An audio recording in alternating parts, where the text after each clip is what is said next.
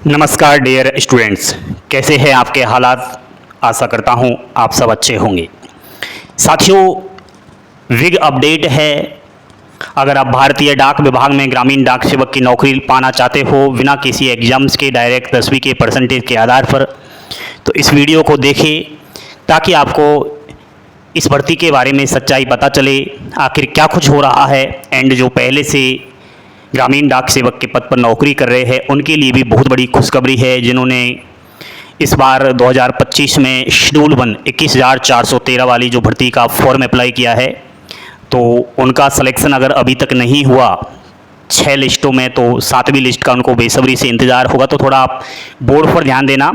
आप सभी से निवेदन है कि लाइक का बटन दबाएं और चैनल पर पहली बार विजिट कर रहे हैं तो सब्सक्राइब भी जरूर कर लेना। प्यारे बच्चों, डाक विभाग में नई भर्ती जो निकलती है ना ग्रामीण डाक सेवक की, उसी की मैं बिग अपडेट आपको दे रहा हूं। ताज़ा ये खबर है। आप लोगों को पता होना चाहिए कि जुलाई 2024 में सिलेक्शन हुआ था स्टूडेंट्स का, यानी कि 44,228 पदों पर जो भर्ती आई थी 2024 के अंदर, उसमें सिलेक्शन हो चुका था। आपको बता दूं, उस समय जुलाई में इसने शपथ पत्र देकर के नौकरी ले ली थी। अभी ये हाल ही में ये हुआ है साथियों कि फिर से जून 2025 में डॉक्यूमेंट वेरिफिकेशन इसका हुआ है, यानी कि उस टाइम तो उन्होंने शपथ पत्र देकर के और जॉइनिंग ले लिया। लेकिन अब टाइम आया कि 10th की मार्कशीट को स्क्रीनिंग किया जाए, उसकी जांच की जाए, उसका वेरिफिकेशन किया जाए। तो वो जून 2025 में हाल ही में किया गया। इस दौरान एक चौकन्दित रहस्य सामने आया। क्या कि डॉक्यूमेंट वेरिफिकेशन के दौरान 10th की फर्जी मार्कशीट पाई गई। ऐसे एक अभ्यर्थी नहीं है, बहुत सारे कैंडिडेट्स हैं। 2 अभ्यर्थी तो अभी तक हाल ही में इस खबर में आपको मैं बता रहा हूं, ये खबर ताज़ा आई है। इस खबर के अंदर 2 अभ्यर्थी तो यहां पर बता ही रखे हैं और इनके ऊपर FIR दर्ज हो चुका है, इनको जेल बुल चुकी है। ये साथियों, आप सोच रहे होंगे कि जुलाई में जॉइनिंग लेटर मिल गया, तो जुलाई से और जून तक इन्होंने क्या किया। भाई, इन्होंने ड्यूटी की थी साथियों, और ड्यूटी कर रहे थे बाकायदा। लेकिन इनकी 10th की मार्कशीट को स्कैन नहीं किया गया, शपथ पत्र लगा करके ये ड्यूटी कर रहे थे। ये हो जाता है साथियों। हाल ही में अगर मैं राजस्थान की बात करूँ और भी अन्य स्टेटों की बात करूँ, तो पिछले 2-3 वर्ष से सरकारी पद पर जो काम कर रहे थे, वाकायदा उनको सरकार के द्वारा वेतन दिया जा रहा था। बहुत सारे ऐसे हैं जिन्होंने सरकारी नौकरी लगने के बाद शादी की, उनको काफ़ी सारा दहेज भी मिला, लाखों की तादाद में। ऐसे अभ्यर्थियों पर हाल ही में गाज गिरी है। हजारों अभ्यर्थी है, बहुत सारे विभाग है, चाहे शिक्षा विभाग हो, चाहे डाक विभाग हो, चाहे अन्य विभाग हो।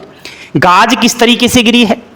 क्योंकि उनका पिछला जो रिकॉर्ड था वो उसकी जांच की गई है, उनकी मार्कशीट को जांचा है, उनके प्रमाण पत्र की फिर से जांच पड़ताल हुई और मार्कशीट और प्रमाण पत्रों में फर्जी तरीका से उनका मामला सामने आया और उनको सीधा पूरी तरीका से घर बैठा दिया गया है, नौकरी से हटा दिया गया है और आने वाले टाइम के लिए भी उन पर प्रतिबंध लगा दिया है कि आप आपके राज्य के अंदर किसी भी सरकारी नौकरी का फॉर्म नहीं भरोगे और ना ही किसी विभाग के अंदर सरकारी नौकरी पाने के हकदार हो।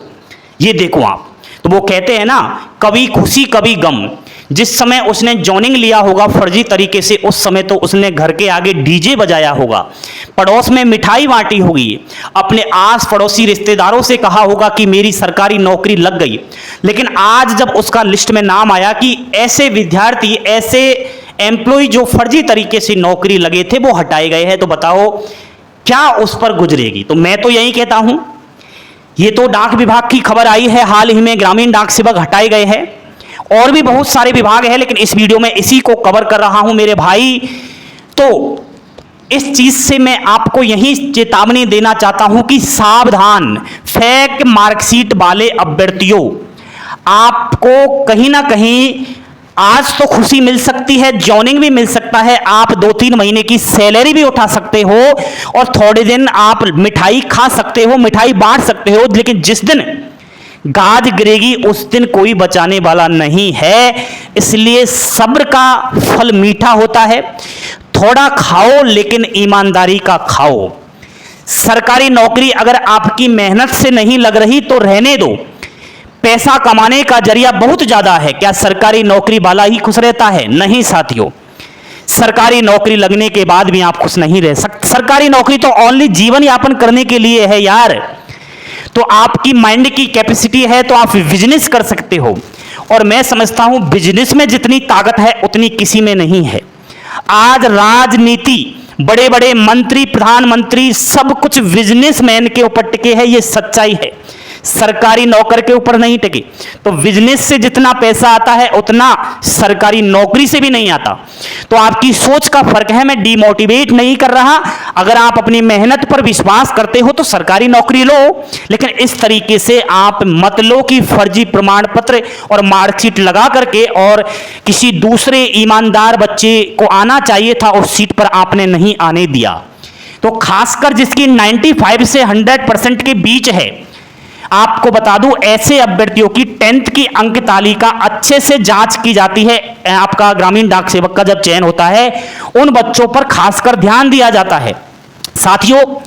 इसीलिए मैं बार बार कहता रहता हूं, जिस प्रकार ये खबरें आती है तो मैं चाहता हूं बदलाव जरूरी है इस भर्ती के सिलेक्शन प्रोसेस में है साथियों। बिना एग्जाम्स डायरेक्ट ये भर्ती होती है, ठीक है।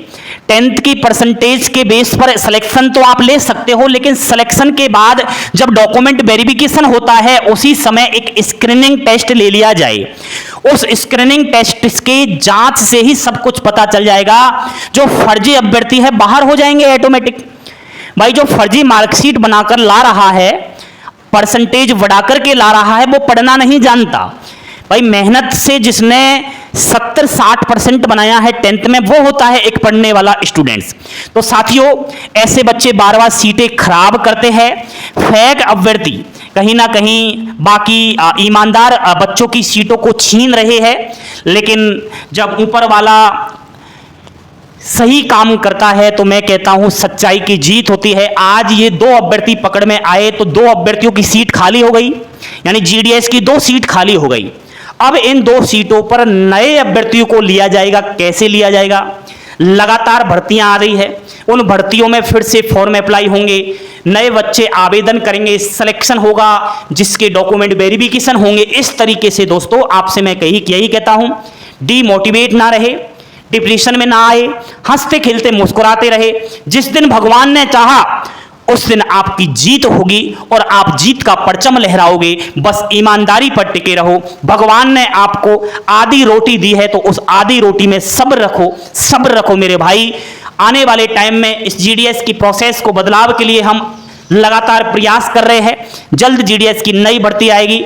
आपकी उम्र 18 वर्ष हो चुकी है तो आपको आवेदन ठीक से करना है, ठीक है। तो इस वीडियो को आप शेयर करो ताकि जो पहले से प्लानिंग कर रहे हैं कि जीडीएस की न्यू वैकेंसी आने वाली है, फर्जी मार्कशीट बना लिया जाए, उनको पता चल जाए कि देखो भाई पकड़ में आ जाएंगे, ये बिल्कुल वो फर्जी अभ्यर्थी उस प्लानिंग को वहीं फेल करे, ठीक है। तो आप शेयर करो प्लीज, इस वीडियो को लाइक शेयर सब्सक्राइब करें। जय हिंद, जय भारत।